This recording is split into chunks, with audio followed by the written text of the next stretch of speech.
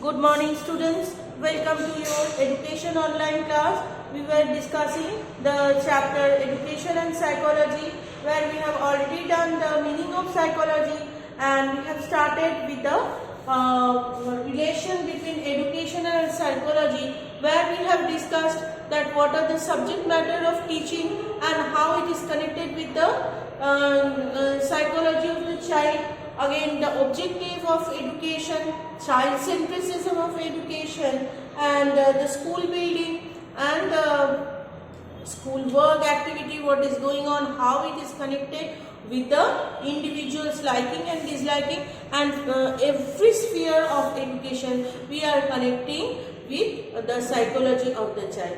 Today we are going to continue the next some points of the this topic, where we are discussing that how education and psychology are connected to each other.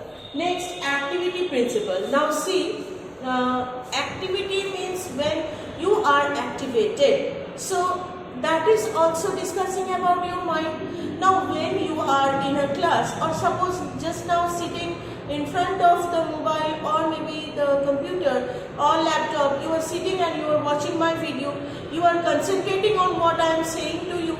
Now this is also over there when I am trying my best to teach you. You are also activated, you are also active to learn and listen. So whatever, when the child is active, the activity is coming from the within of the mind of the child. So here, when the teachers are insisting the students to do something by themselves, they are devoting their psychology, they are showing their behavioral outcome, isn't it? So here also, in case of activity principle, where students are being suggested to be active, to participate in the program of education, when you before this time we all were quite unfortunate that we didn't enjoy the Saraswati Puja in our school premise, but in the other years we used to enjoy, we used to make fun. As you know, I like to do art and craft and many decorations. All the teachers also involve themselves. We all together work and we enjoy. So active participation is something that where in case of the student, his psychology, his mind and everything, it is playing a huge role, isn't it? So here it is also connected with the psychology. So when you do something by yourself, please excuse me, when you are doing something by yourself, you are applying your own behavior. You are applying your own thought, your own thinking. You are putting your soul inside, isn't it? And that's when the project is completed, we feel very happy that yes, we have finished something. So here your participation is active, your participation is active. The school where when the teaching process is going on, you are involving yourself and you are involving your mind and you devoting your behavior. And that is the psychology. The second name of that is psychology. Next point, physical development. Now see, physical development means where you are thinking that yes, you should be physically fit to learn something, isn't it? So that is also connected with mind, because when the mind is good, the physical condition is also good. When the physical condition is good, our mind will react in the same way. So in case of physical development also, we can say that mind is closely related with physical development, because that both are part of all-round development, and that is also discussed in psychology. Next point, framing curriculum. Now when the teachers or the curriculum instructor, they are framing the curriculum, they are also thinking about how the process of education can be conducted so that it can benefit the student, so that it can be beneficial for the student, those who are learning, isn't it? So at the time of curriculum framing, you have in this year, I think you will learn the construction of curriculum construction. What are the principles of curriculum construction? So here you will read that during framing curriculum, the curriculum constructor are continuously thinking about the child's capacity and child's mind, which is closely related to to psychology. So everywhere, all the points what we are discussing, what we are talking about, it is about the child psychology or the student psychology or the learner psychology. So education in short form we can say, we can never make them separate. Education and psychology both are inseparable. Wherever the process of education is successful, the child's involvement, the student's involvement or the learner's mind and behavior is closely connected. Next point, method of teaching.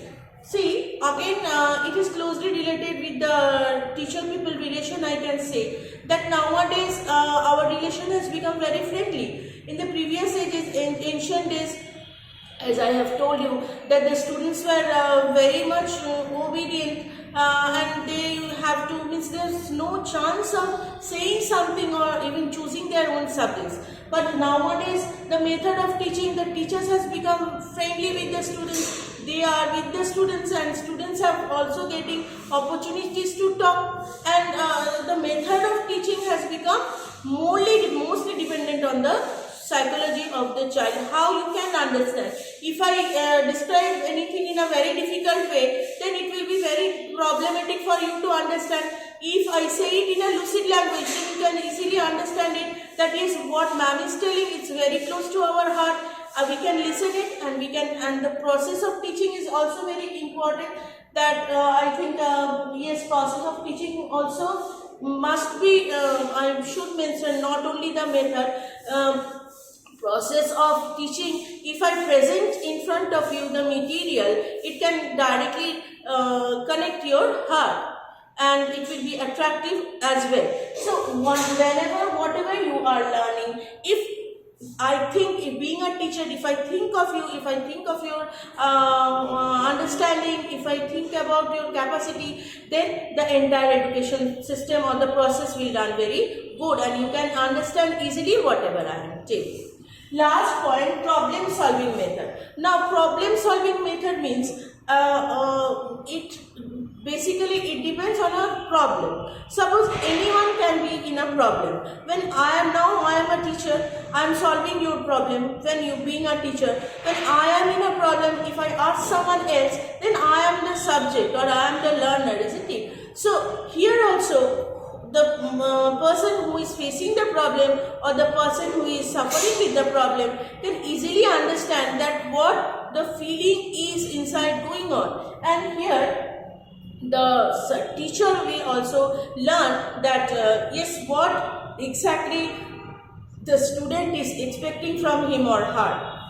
So that is also here the psychology of the students have to be understood by the teachers.